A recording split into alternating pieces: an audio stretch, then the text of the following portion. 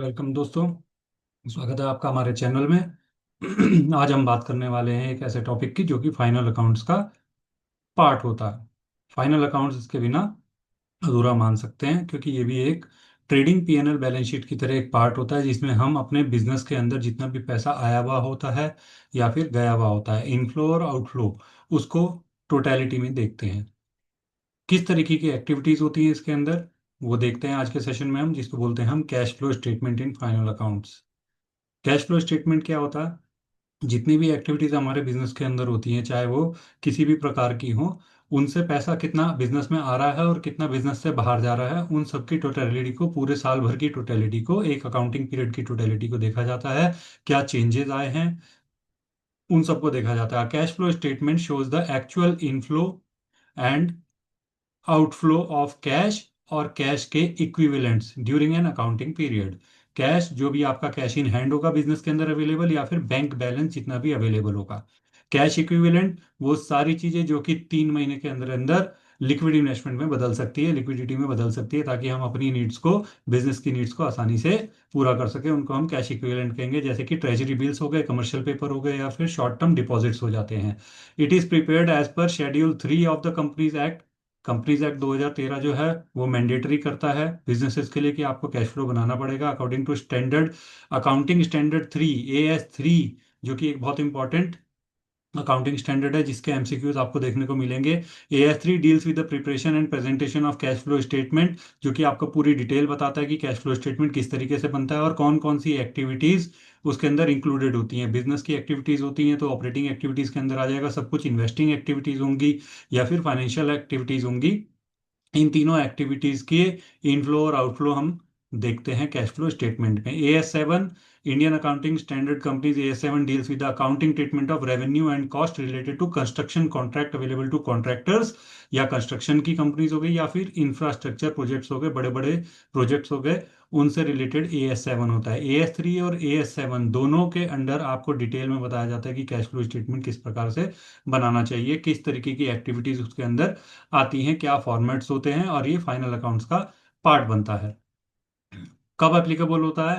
Under companies act 2013, cash flow is mandatory for all companies except 1 person company होगी, small company होगी या dormant company होगी तो उसमें कोई जरूरत नहीं है कैश फ्लो स्टेटमेंट बनाने की। बट बाकी सब कंपनीज में ये मैंडेटरी होता है। While preparing cash flow statement, indirect method से हमें कुछ चीजें ऐड कर देनी होती हैं, कुछ डिडक्ट करनी होती हैं और कुछ एडजस्ट करनी होती है।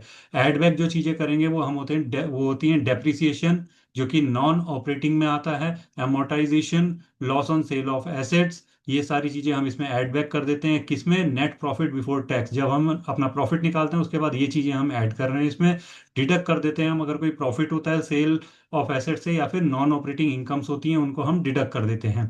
एडजस्ट करी जाती हैं करंट एसेट्स और करंट लाइबिलिटीज। करंट एसेट अगर इंक्रीज हो रही हैं तो डिडक्ट हो जाती हैं, और करंट लाइबिलिटीज अगर इंक्रीज हो रही हैं तो ऐड हो जाती हैं। ये कुछ तरीके हैं शॉर्ट में इनडायरेक्ट मेथड को याद करने का कि कैश फ्लो स्टेटमेंट हम किस तरीके से बनाते हैं। सिंपल स्ट्रक्चर है, जब कैश फ्लो स्टेटमेंट बनाया जाता है तो ऑपरेटिंग एक्टिविटीज का इनफ्लो आउटफ्लो, इन्वेस्टिंग एक्टिविटीज का inflow outflow, cash flow from financing activities, और नेट इंक्रीज और डिक्रीज इन कैश कितना हुआ है तब आता है हमारे पास, और ओपनिंग कैश बैलेंस और क्लोजिंग कैश बैलेंस कितना है। इन सब चीज़ों से हमें पता चलता है कि हमारे बिजनेस के अंदर कितना टोटलिटी में कैश इनफ्लो हुआ है या आउटफ्लो हुआ है। कैश फ्लो स्टेटमेंट इसीलिए बनाया जाता है। देखिए, इसी तरीके के वीडियोस जो हैं उनको देख करके बहुत सारे, जो कि 10 लाख बैंकर्स हम कह सकते हैं, 10 लाख बैंकर्स बेनिफिट उठा चुके हैं वीडियोस और पीडीएफ देखकर। किसके? JIB, CIB और प्रमोशन एग्जाम्स के, जो कि आपको मिलते हैं सिर्फ और सिर्फ NS2schoolofbanking.com पर। तो इसका फायदा आप भी उठा सकते हैं। कैश फ्लो स्टेटमेंट का सेशन अभी हमने देखा, हो सकता है आपको अच्छा लगा हो तो लाइक जरूर करके जाइएगा। MCQ देखते हैं इस सेशन के किस तरीके के मिलते हैं। Under accounting standard 3, which of the following is not treated as cash equivalent?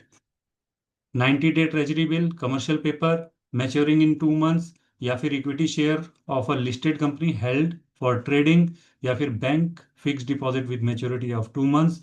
Answer होगा इसका C, equity share of a listed company held for trading, because 3 month से कम नहीं है। Highly liquid, readable, readily convertible into known amount of cash, subject to insignificant risk. Equity share fluctuate in value, not cash equivalent, even if held short term. तो ये हमारे इसके अंदर count नहीं होते हैं. Under AS3, interest paid by non financial company is classified as, अगर हमने इंटरेस्ट पे करा है तो वो किस तरीके की एक्टिविटी गिनी जाएगी? ऑपरेटिंग, इन्वेस्टिंग, फाइनेंसिंग या एक्स्ट्रा ऑर्डिनरी एक्टिविटी? सिंपल सा हिसाब है इसका. फाइनेंसिंग एक्टिविटी गिनी जाती है क्योंकि हमने कहीं से सोर्स किया है पैसा, तो उसका इंटरेस्ट हम पे कर रहे हैं, वो फाइनेंसिंग एक्टिविटी के अंदर आता है. अगर रिसीव करेंगे तो इन्वेस्टिंग के अंदर, और डिविडेंड पे करेंगे तो भी फाइनेंसिंग एक्टिविटी में आएगा क्योंकि हमने पैसा यूज किया है शेयर होल्डर्स का. Many students incorrectly mark operating. Operating में नहीं आता है इंटरेस्ट पे करना या इंटरेस्ट रिसीव करना, क्योंकि वो हमारे बिजनेस से रिलेटेड एक्टिविटी का पार्ट नहीं है. MCQ3 की बात करते हैं. Which of the following must be disclosed separately but not included in cash flow statement? Separately दिखाते हैं. AS3 में नहीं. Depreciation charge, conversion of debenture into equity share, या डिविडेंड पेड, या purchase of machinery for cash? Answer होगा B. Conversion of debenture into equity is a non cash financing and investing transaction. It does not involve cash, excluding from CFS but disclosed in notes. अलग से notes बनाए जाते हैं इसके. जैसे आपने schedule 3 में शेड्यूल नंबर देखा होगा, वैसे इसके अंदर नोट्स होते हैं जिसमें ब्रेकअप दिया होता है एक पर्टिकुलर हेडिंग का. MCQ4 अगर देखें हमको क्या कहता है? As per accounting standard 7, when total estimated contract cost exceeds contract revenue, तो क्या होता है? Loss is ignore till completion, या लॉस इज रिकॉग्नाइज्ड प्रोपोर्शनेटली, या entire expected loss is recognised immediately, या फिर loss is deferred to the next year.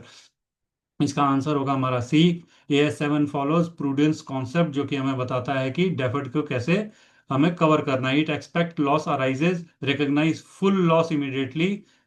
Prudence concept हमें loss cover करने के लिए कहता है कि लॉस हो तो आप लिखिए अपने अकाउंटिंग में, प्रॉफिट को आप इग्नोर कर सकते हैं regardless of stage of completion, right.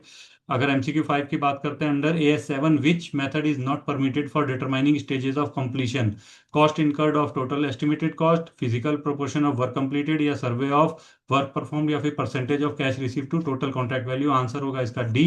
Percentage of cash receive to the total contract value will be your correct answer for this.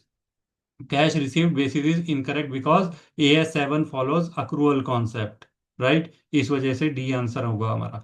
MCQ6 की अगर बात करते हैं, which of the statement is correct regarding AS3 और AS7? इन चारों में से कौन सा AS3 और AS7 से बिल्कुल करेक्ट स्टेटमेंट है?